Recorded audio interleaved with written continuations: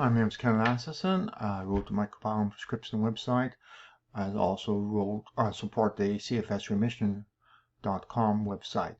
What I want to do today is a little bit atypical for me. Usually I try keeping strictly to the facts and only the facts of studies, etc.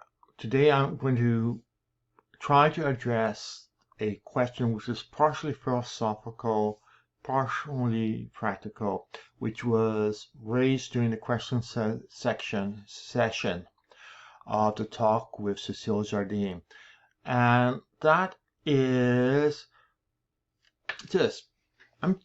Cecile Jardine talks about things like variety of tick infections, worms, bacteria infection, a whole hodgepodge of different things. I talk about the microbiome. Are we in two different worlds here? Actually, we're not. We are in the same world. The catch is I came in from a different perspective, which is probably greatly influenced by my training, which is in mathematics, in modeling, and in forecasting, etc. So, and many years in information technology, including for Microsoft, Amazon, building systems, and often having to support literally world-class systems, some of the biggest systems in the world at various times, which meant things went wrong. And when things went wrong, you learn to triage, to track down the problem. I became very, very good at it. I could sort of take a look at the problem and find ways to decompose the problem. And in some ways, that same set of skills, the ability to look at a problem and figure out where to draw a line to decompose the problem into smaller problems to eventually identify where the actual problem is what I have tried to do with the microbiome prescription site. And personally, I think I've been reasonably successful. So, let's start with one thing. One aspect of chronic fatigue syndrome is it can be caused by a ton of different things, including stress, giardia, viruses, bacteria, like Lyme, Q fever, Epstein-Barr, HIV-6, more recently COVID, as in long COVID. So there can be a ton of things there. All these are infections. Now, every single infection which I've been able to find material on will alter the microbiome. Why would it change the microbiome? Very simple reason. If you watch sci-fi, you will probably know the expression terraforming a planet. Terraforming meaning converting it to be a friendly environment for the future inhabitants, the immigrants, the settlers. The infections are the settlers, and they are going to try to rearrange, reprogram your body to be as friendly as possible to them. For example, get rid of the cops, get rid of their armies, cause chaos, whatever, so that they can come in, set up their monopolies or controls however they want, and take over the body. It's very simple, very logical.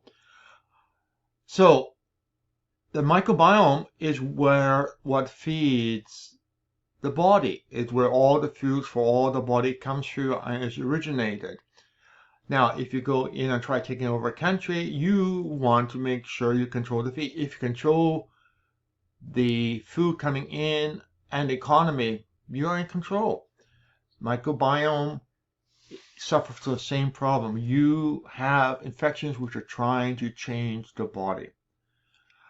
So my attitude is that I could start chasing all of these literally dozens of infections which we know of, and even more coming along.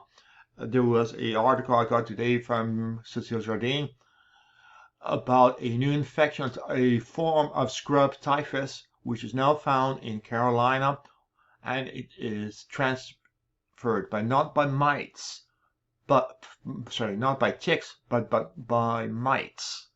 Which most people said, oh, what do you mean? You can get horribly sick like Lyme disease from a mite? Like dust mites? Oops. World perspective changes. Now, many people take an attitude, okay, oh, the doctor said I have Epstein-Barr. Chances are the moment I got Epstein-Barr, he stopped testing. Okay, so now how do I fix Epstein-Barr?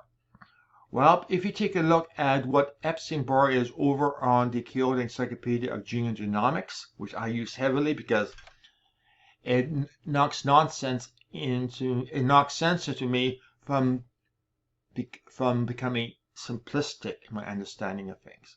And becoming simplistic is where the problem is. So, what we have on here is a little bit of Epstein-Barr virus, how it interacts, all the parts, what it comes back and forth, what is trying to change, how it goes back and forth, and this is just the beginning of it. You can see the whole chart here. For every single bacteria, for every infection, you will find a similarly complicated chart. And if you go onto the site and you click each one of these, you'll go down to more layers and more layers showing the mechanisms involved. And now, the catch is, many people expectation is, okay, just give me, just supplement, or whatever do I need in order to take care of Epstein-Barr. Okay, I look at that and say, okay, so you can find one thing that somehow magically fits in all the parts correctly. I doubt that you're not going to. Antiviral may help, and it does help for a percentage, but not for everybody. Again, we're talking with a very, very complex, dynamic organic system. Cecile, during her talk, really emphasized the point that wherever you find an infection and you eliminate it there, it's not out of the body. It just moved elsewhere and has gone dormant, gone into hiding somewhere else. So it is going to keep moving around. After all, it's just trying to survive. And it wanting to survive, so it's going to, like humans do reasonable actions to survive. And you may say, but it doesn't have brains. It doesn't really need to have brains. Viruses adapt by experiment. When mutation found that causes it to survive better, then that mutation propagates, which means that whatever it does, it's just going to keep doing that and persisting and growing. So it does learning by experimentation, which is almost how artificial intelligence systems work, which is irony. So my attitude is very simple. No matter what the infection is, be it virus, fungi, bacteria, they need food. Simple as that. They need food. Now, the food has to come from somewhere, and where the food comes from is from the gut, from the microbiome. So it will attempt to send signals to produce the right foods for it. It's trying to terraform, and the products to deliver. So what we want to do is we have a choice. We can go after an infection, or we can go after the microbiome. And actually, from my perspective, going after the microbiome is much easier and simpler, because going after an infection means ability to test for all the infections. So you walk into the doctor's office, okay, here is 35 different types of infections I could possibly have. Please test all of them. First thing you turn around is check with medical insurance and find out if there's enough rationale to do it, and generally they're not. So you're now looking at $200 per test, 35 tests, $70,000 just for testing. Doesn't deal with treatment, just with testing. And now you get 5 positive results, and now you have to figure out some way to walk in between contradictory sets of treatments to come with it, and no literature on how to deal with concurrent infections, which is one of the problems. There's a little bit of literature out there on concurrent infections, but very, very little. And you presented with a random group of concurrent infections, you're not going to find much literature on how to treat it. And why? Well, let's take a look at some of the issues involved. The gut bacteria from the tests, which are available to retail, we have 18,000 different bacteria identified. That's a good number of bacteria. So we have 18,000 ethnic groups, if you want. And we have 26,000 substances, which includes up here 8,000 different enzymes, 18,000 different compounds. All of those are floating around in your body. All of those, some of which your infection wants, some of it your infection does not want to have around it.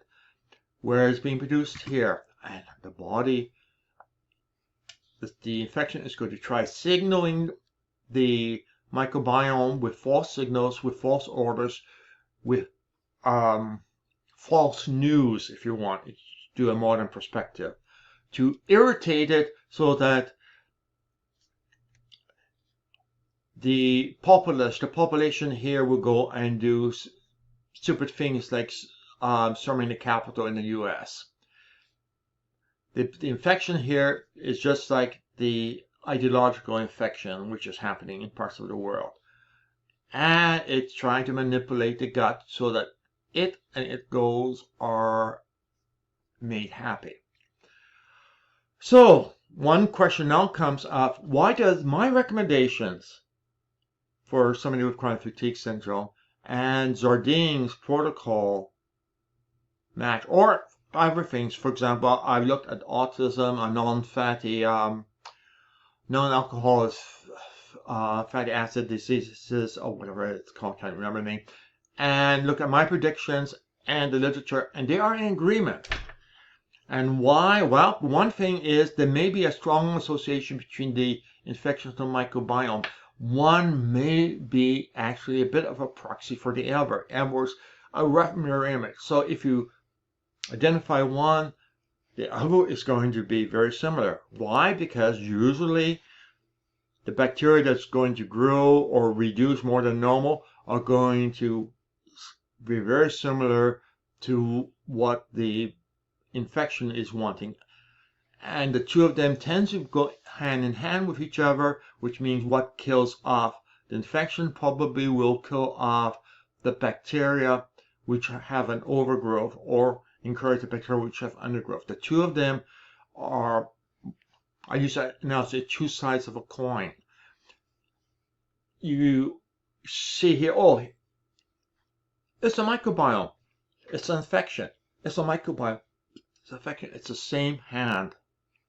Just two different ways of doing it, and what works for one tends to work for the other. Okay, so that's basically it. That's a philosophical basis which I'm working from, and as I said earlier, my training is in mathematics in modeling, and a model, a good model is one that makes predictions, and the reason we want a good model to make predictions is to see if the predictions are correct. If the predictions are correct, then we probably have a pretty good idea of what is happening. That's not the reality. It's just a model which indicates what happened, and the model can help us forecast what could happen. Whether or not it happens, that's another question. But once you have a model and the predictions, you test the predictions. If the predictions are working, you keep with the model. Even if it's full of orcs and hobbits running around, as long as you make accurate predictions, hey, I don't care. Because what is important is the predictions. Just like with chronic fatigue syndrome, what is important is not what is the original cause of it, or what all the characteristic of symptoms being results from a lab, or how you feel, or the fact that you slur your speech or you can't think. Those are all symptoms, and what you really want to do is find out what addresses those symptoms, and if it successfully addresses those symptoms, you're happy. You really don't care about ideology as to why those symptoms show up. What you really care for is fixing the symptoms, fixing the issues. And from my perspective, the simplest path is going with the microbiome and working from there. Once the microbiome is normalized, really normalized, Then if anything remains, those are items you should focus on. With an abnormal microbiome, you are going to be busy chasing things which are caused by the microbiome alone and not by the underlying substantial condition. So it's, as I said at the beginning, it's the technique of trying to find a vision line, saying this is here, this is there. The microbiome is actually a massively big influencer for symptoms. So until you get that controlled, you really can't see what the remainder of the symptoms are. And that is where there's conceptual change having to be done. You have to go beyond saying, oh, I keep getting fungal infections. Okay, that's nice. But the reason you're getting fungal infection is that your immune system was off. And why is your immune system? Because your microbiome is off. So why not address the microbiome, be patient, and everything else will likely resolve itself. Okay, so that's it. It's just sort of trying to explain why when you look at Cecilia Zordine talking about all of these infections, and I talk about the microbiome, we aren't talking about two different things. We are talking about two different perspectives coming in. She comes in from the point of view of medicine. I come in from the point of view of modeling. We happen to meet together, makes the same suggestions. I can make suggestions what to do.